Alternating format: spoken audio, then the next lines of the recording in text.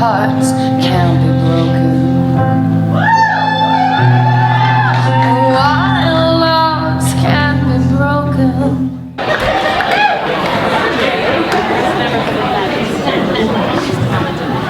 Hi. So, I'm the Panoptical poet.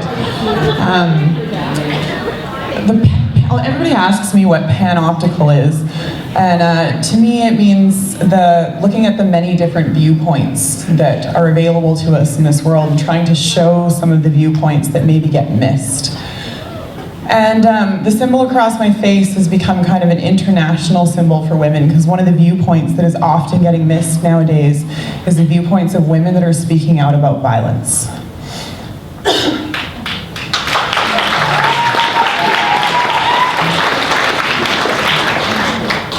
And I'm a pretty radical person. I'm not really big into capitalism, and I feel that some of the things that come along with capitalism is part of what is silencing women. And I'm going to read some poetry and speak about some experiences tonight. So I'm from Caslow. That's actually where I grew up. And I did live in Castlegar 12 years ago, but I moved up to Prince George, BC. Now, northern BC is a little bit of a different world. A lot of people down south, I'm meeting more and more people that do know, but up north, the really big problem is the hundreds, maybe even thousands of murdered and missing Indigenous women and girls.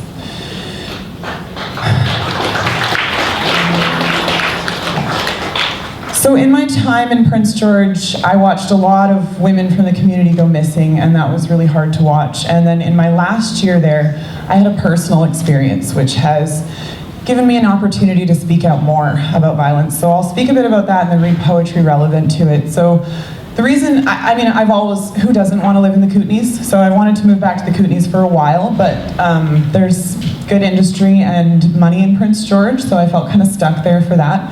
But on August 14th, 2018, coming from this area, I like silence, and I had a crazy dog, so I got in the habit of walking very early in the morning. So on August 14th, 2018, I went for a walk at 5:30 in the morning. And because it was fire season, the smoke was covering the sky, and it was very dark. And unfortunately, when I was out on that walk, 2, maybe 4 men in an SUV chased me into a park and tried to kidnap me. And that was definitely not the worst part of the experience, unfortunately.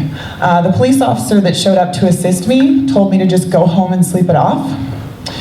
He didn't give me a file number. I had to ask him for his name 3 times before he actually gave it to me. And when I went to the police department the next day to complain about this, they tried to dismiss my complaint. It wasn't until one of my friends wrote an article in the paper that they suddenly wanted to talk to me about my complaint. Around the same time as all of this was happening, I have this wonderful friend, her name is Kinney Sandhar, and she comes up with all these little sayings. She's a musician as well, and she comes up with all these sayings called kinisms. My favorite one is penis people, and that doesn't necessarily just refer to men. It refers to anyone running around this world thinking with the wrong head and screwing it up for the rest of us. So around the time that this was happening for me, Kinney lives in Edmonton, and a lot of people may not know, but it is only legal to bare your breasts as a woman in BC and Ontario in Canada. Anywhere else it's illegal. So Kinney was in her backyard, and she was topless sunbathing, and the neighbors called the police, and the police came to her house and told her to put her shirt on. So Kinney's a pretty crazy, awesome person, and the next thing I see on her Facebook is, "I'm having a topless pool party, I don't care how you identify, come on over and take your shirt off." And ever since then, she's been talking about the importance of allowing women to sexualize their breasts when they want to, and bare them anyway because they are for feeding children. And she was taking a lot of flack on her Facebook and in public. So I wrote a poem that was kind of for her and me. And it's called "For Kinney Sandhar and So Many Other Beautifully Brave Women." In the words of Jessica Rabbit, I'm not bad, I'm just drawn that way. I think that even my father could see how my outer beauty would be the bane of my existence. Unlike most men, he wrapped it around all of the other things that made me beautiful and cherished them all together. But the world taught me to cover up, to hide behind fake wedding rings or baggy sweatshirts that made a poor shield against the arrows of ogling eyes and the words that cut into my soul and made me question the worth of myself. I want to love my long legs. I want to enjoy the curve of my calf as much as any man does. I want to bare my breasts whenever and wherever I am comfortable sharing them. I want to know that no means no, and that I know how to fit into my own skin the way I want to, way before I learn how to fit into the arms of a man. But the hand of patriarchy keeps trying to push women down, to grind us into the dirt and sometimes make us disappear altogether. They didn't see as they were pushing us into the soil that we women were seeds, and by the goddess we would all bloom beautifully, with or without the help of our fellow men.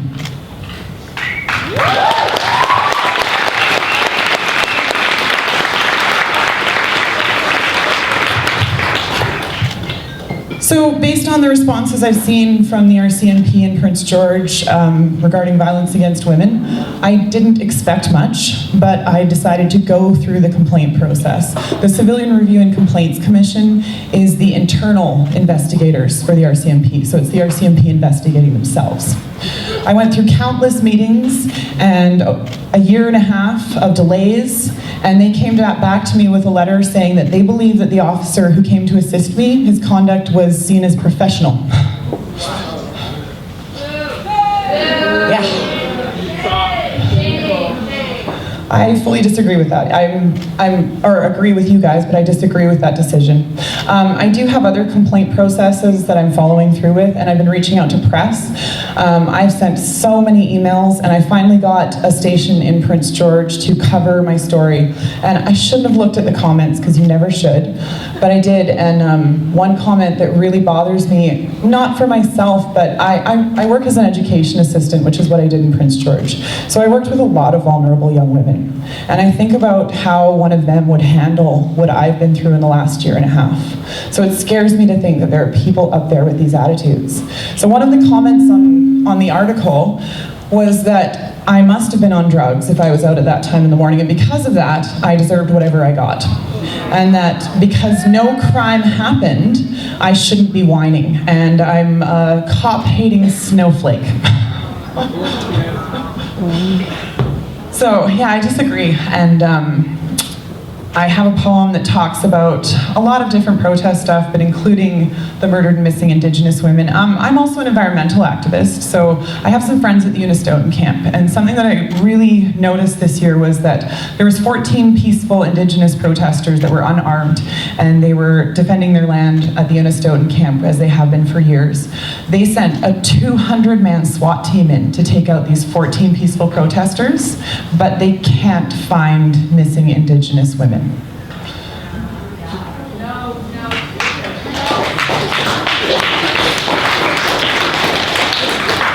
So this is my poem kind of about that and about just what I think we need in this world. It's called Beyond Bread and Roses. In the year of reconciliation, the genocide continues. More informally, of course, but it continues just the same. A quick scroll through Facebook will give you the names of at least a dozen missing Indigenous women on any given day. The fact that you can now read about them is progress. Proof that Canada can't keep all of its dirty little secrets, no matter how much money SNC-Lavalin funnels towards the Trudeau government. But one more missing is one too many. Screams from a white woman trying to save herself from assailants while out on a morning walk are also a call left unanswered by the friendly neighborhood RCMP. They are too busy sending SWAT teams to the Unistoten camp on behalf of corporate interests that apparently supersede the needs of actual citizens. Too busy making up false reports so that they can steal vehicles from people who strive to protect their own homelands and secure a future for us all. The cop didn't even have to see the trailer I lived in to decide that I was trash, who was probably asking for it, or maybe even making the whole thing up. So what chance do my Indigenous sisters have if they choose to seek protection? And why should they bother to look to a system designed to exterminate them and anyone else who doesn't look like us, even though us and them is nothing more than a capitalist construct designed to keep us divided and down in the face of a tyranny that must not be allowed to reign?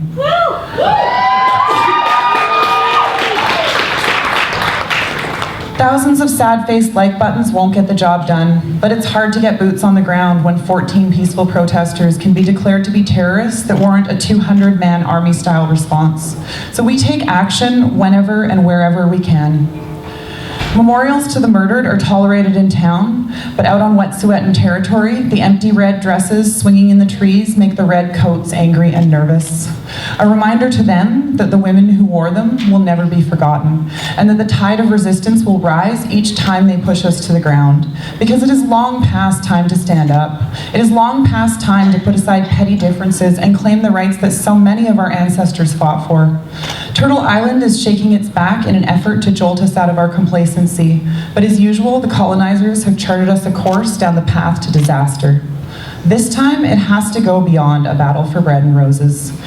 We must take back more than the night, ensure that immigrant children never again live in cages, and that when cage doors do open, there is a world for us all to go back to.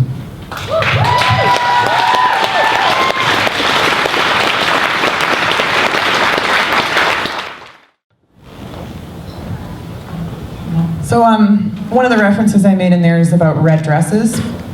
The red dress has become a symbol, especially in the North, of the murdered or missing Indigenous woman or girl who's no longer here to wear it. And when the cops were out on Wet'suwet'en territory, they were ripping red dresses out of the trees, which I think is going way too far. So it's been really nice to be home. I've been reconnecting with a lot of my female friends, and that's been helping give me power. My mother and I actually used to tour around the Kootenays as a singing duo when I was young. We were Erin and Gail, and we made an album called Voices of Change.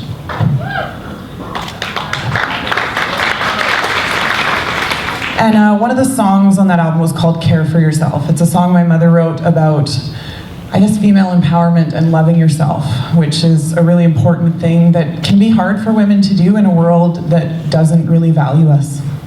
So I wrote this poem for my mother because I really appreciate all the things she's given me in my life and the woman she's made me into and the other women around me. And this is called Growing Pains. As a child, I would sometimes wake screaming in the night, and my mother would come down to my room to rub my legs until I could sleep again. The doctor said it was growing pains, and said that they were normal for such an abnormally tall child. He chucked me under the chin and said it would all blow over, but in the moments when I believed my legs would expand until they blew apart, my mother's fingers made me forget how painful the world can be. Tall was just one of the ways that I was abnormal. Like my parents, I would never fit into a 9x5 box and be a model member of modernity, and my peers perceived that even then. As far as the kids at school were concerned, I basically was just a face that only a mother could love. And while she fiercely did, there are some growing pains that no hands can rub out. Some invisible scars that embed themselves into the core of your being like carbon particles hiding under layers of pure glacier. My mother understood those scars. Like me, she too was once a youth with awkward graces, hiding behind a shock of hair, hoping no one could find her there. But secretly, my mother was a siren. Armed with a guitar, a pen, and a desire to see the world in similes, with a heart that could span the length of the Arctic ice caps, and a smile that could melt most men, she could have been anything. But she used her talent to write worlds for me to escape to, places where it didn't matter what was on my t-shirt or in my lunchbox.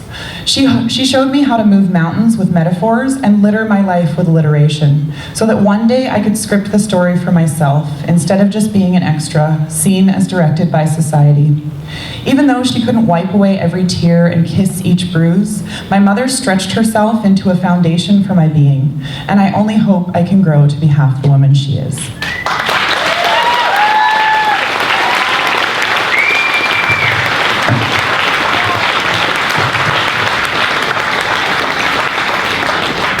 So I don't usually get nervous performing anymore, but performing and speaking about this makes me nervous, and I forgot to mention that one of the lines from my mother's song, Care for Yourself, is in that poem, and that's why it was really special to her. So I just wanted to say thank you so much to Rochelle and everybody else who put this together. It's so important for us to come together and have nights like this to raise awareness and celebrate. So thank you for your time.